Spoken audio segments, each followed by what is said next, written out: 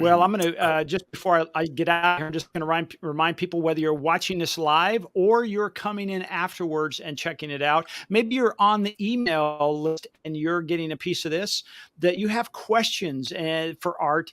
Please put them in the comments. I'll be behind the scenes monitoring that. And if it's afterwards, Art will catch up with those and give you an answer. And in many cases, he might address it right here on the next show. So I'll be darting out of here.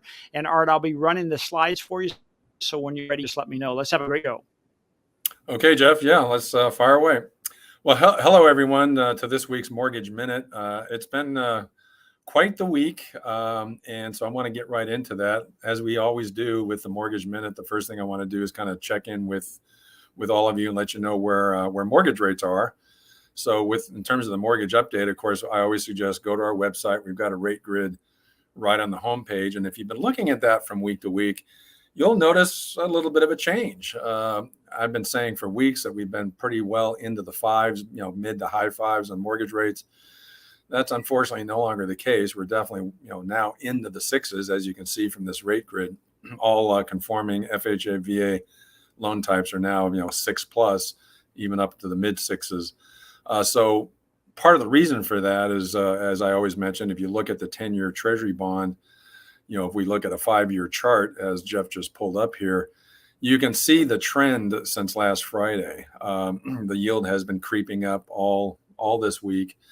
And of course, today finishing up right around 3.82. So as I've said many times, there is a correlation between the 10-year Treasury bond and the direction of mortgage rates. So what's going on here? Why has this yield, the bond yields and mortgage yields, been trending up higher the last couple of weeks, actually? Well, there's a couple of reasons. And probably the predominant reason is the markets are very jittery about the debt ceiling negotiations. If you've been paying attention to the news, and of course, as we've talked about before, always beware of the headlines. The media does a great job of selling gloom and doom, and there's been a lot of that this week in the financial news. Lots of headlines about the calamities that will come if the debt ceiling negotiations aren't resolved and an agreement reached. The big fear is that the U.S. could default, and of course, all kinds of bad things will happen, which we'll get into in a minute. A secondary factor is there is sort of a change in the bets on what the Fed's going to do at next month's meeting. After the last meeting, they raised 0.25% in the Fed funds rate. There seemed to be some indications the Fed was going to pause. Now that seems to be changing. A couple of the Fed governors recently made public comments about the fact that they're not interested in stopping the trend of raising the Fed funds rate until inflation's closer to 2%. Now it's trending lower, but inflation's still closer to 4 to 5%. So there's a kind of an increased probability or increased odds, now up to about a 40% chance that the Fed may raise the Fed funds rate again next week or at the next month's meeting. So we'll see how that plays out. I think that's a secondary factor. It's all about the debt ceiling negotiations. And once an agreement's reached, I'm going to predict that rates will moderate and settle down. It just reminds me a little bit when you start talking about this defaulting on a debt scenario.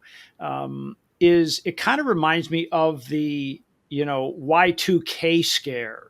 Is that too much of a reach? I don't think so. The government, U.S. government has never really outright defaulted. We had things got kind of ugly in 2011, but I think from everything I've read, everything I've observed, and over the years when we've faced this before, there's always this sort of period of turmoil. And as our viewers article that he sent me to comment on, the chaos involved with these kind of negotiations, but they always seem to ultimately work itself out. But it very often can go right up to like the 11th hour. As we started the show, it's a game of chicken right now with, the Republicans and the Democrats, and, they're lobbying for, what they want in the agreement, what they don't want. And, but I continue to believe, and I think history will show, it does show, that the risk of a default, the likelihood of default is virtually nil. But the frustrating part, particularly anybody involved in the, real estate and home buying markets right now, is it can have some, consequences in terms of real time right now, as we showed earlier, with rates trending upward. So for some folks, it could be a timing issue where, they got to make some decisions, maybe get ready to close or maybe lock a rate. So you really got some challenges there as to decide what to do in the midst of all this chaos. But I think we're going to be fine. I don't see it happening. And so it's just a question of how many more days of this chaos do we have to deal with before there's some, clarity. There's now an agreement in place, and things should start to settle down. I would expect the stock market to rally pretty good. I would expect bond yields to rally and start to drop pretty significantly if we get an agreement. And frankly, the sooner the better. It's fantastic. Well, as he says, this is MortgageWorks, where they have the answer and it's answers, and they're on the house, and Art's information is there. Art, until next week, hey, have a great weekend. Thank you so much for providing so much information and your time. We really appreciate it. Make sure to share this with a friend, family, neighbor, or maybe your best customer, as Art would say. If you have any questions or comments, please make sure to put them in the comment section, and Art will address them between now and next week. Thank you so much, Art.